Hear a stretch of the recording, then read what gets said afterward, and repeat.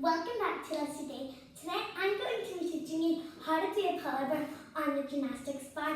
By the end it's going to look like this.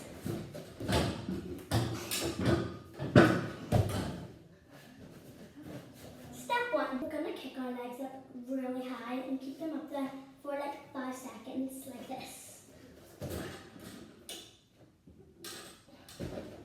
Try this a couple of times.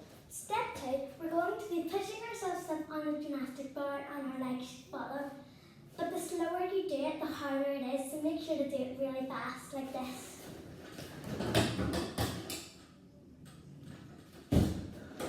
Step 3, whilst we're up here, wrap our legs round the bar.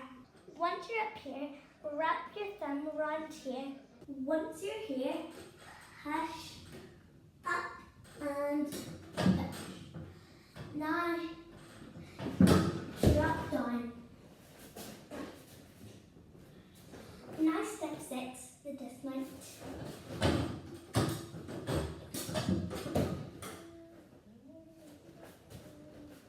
Step 7, add it all together.